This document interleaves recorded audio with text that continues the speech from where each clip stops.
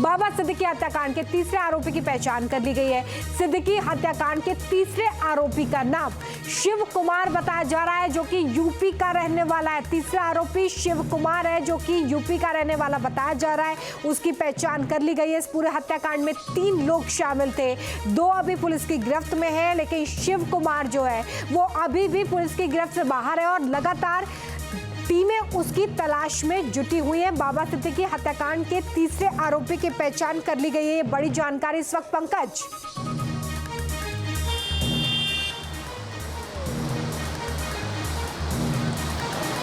जी बिल्कुल, देखिए बड़ी जानकारी ये है कि जिस तीसरे आरोपी की तलाश पुलिस कर रही थी, क्योंकि लोगों ने जो वहां पर मौजूद थे चश्मदीद, उन्होंने देखा था कि 3 लोग आए थे।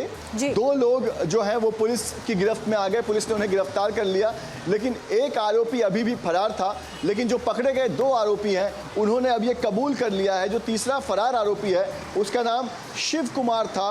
और बड़ी जानकारी ये भी है कि जो पूरी कॉन्स्पिरेसी रची गई थी वो शिव कुमार द्वारा ही रची गई थी, यानी कि शिव कुमार इस पूरे मामले का सबसे महत्वपूर्ण आरोपी है। शिव कुमार की गिरफ्तारी के बाद इस पूरे मामले में और भी कई बड़े खुलासे हो सकते हैं। लिहाजा मुंबई क्राइम ब्रांच की टीम अलग अलग टीम बनाकर शिव कुमार की तलाश कर रही है, ना सिर्फ महाराष्ट्र में बल्कि महाराष्ट्र के अलावा दूसरे राज्यों में जहां पर शिव कुमार छिपा हो सकता है, जहां पर शिव कुमार भाग सकता है, उन जगहों पर भी ना सिर्फ यहां से क्राइम ब्रांच की टीम रवाना हो चुकी है बल्कि वहां की पुलिस से भी मदद ली जा रही है। वहां की पुलिस को भी जानकारी दी जा रही है वहां की पुलिस टीमों से भी संपर्क साध के या तीसरे आरोपी को पकड़ने की जो कोशिशें हैं वो और ज्यादा तेज होती हुई नजर आ रही हैं। आनंद सर, यहाँ पर मैं आपसे ये समझना चाहूंगी कि लॉरेंस बिश्नोई गैंग जो लगातार, आप खुले तौर पर आपने भी कहा कि ये एक मैसेजिंग है कि हमारी एंट्री हो चुकी है पुलिस के लिए, अब लॉरेंस बिश्नोई गैंग के जो मेंबर्स हैं उनको ढूंढना कितनी बड़ी चुनौती आप देखते हैं? और इसके साथ साथ ही जिन लोगों को टारगेट पर लिया गया है इस पोस्ट के जरिए, उनकी सुरक्षा की जिम्मेदारी अब पुलिस के लिए और कितनी ज्यादा बढ़ जाती है?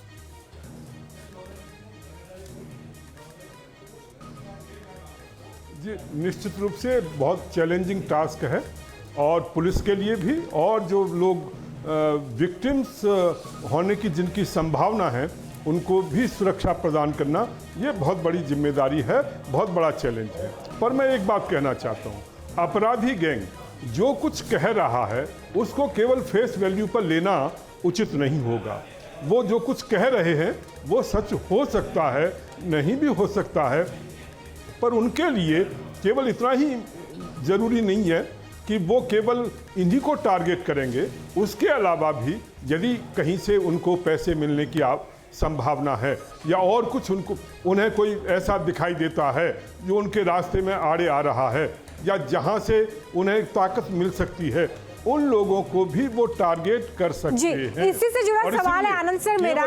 आनंद सर, क्योंकि ये फेसबुक पोस्ट सामने आया है, कई नामों का जिक्र किया गया है, ऐसे फेसबुक पोस्ट या ऐसे पोस्ट जब सामने आते हैं गैंग्स की तरफ से या आरोपी गैंग की तरफ से, तो पहला कॉल टू एक्शन क्या होता है पुलिस का?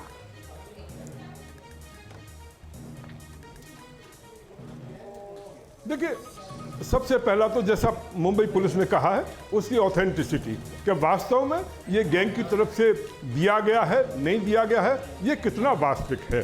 किसी व्यक्ति ने उसके नाम से कहीं डाल दिया या कुछ कर दिया तो आज के ज़माने में ऐसा बहुत संभव है, बहुत संभव है कि कोई दूसरा व्यक्ति उनके नाम से डाल दे, जिससे कि जो है उनके ऊपर से जो रियल अपराधी हैं वो बच जाएं और दूसरे के ऊपर संदेह चला जाए। तो इसलिए वो जो काम किया है वो तो बहुत जरूरी है और करना भी चाहिए, परंतु यदि ये सच भी है। ठीक है, अभी फिलहाल तो बड़ी यहाँ पर जो चुनौती है वो यही है कि कैसे इस गैंग का ये जो मैसेज आया उसकी ऑथेंटिसिटी को चेक किया जाए और साथ ही जो तीसरा आरोपी इस पूरे मामले में उससे पकड़ा जाए। ये महाकवरेज लगातार जारी है। फिलहाल एक छोटा सा ब्रेक से पहले हेडलाइंस पर एक नजर।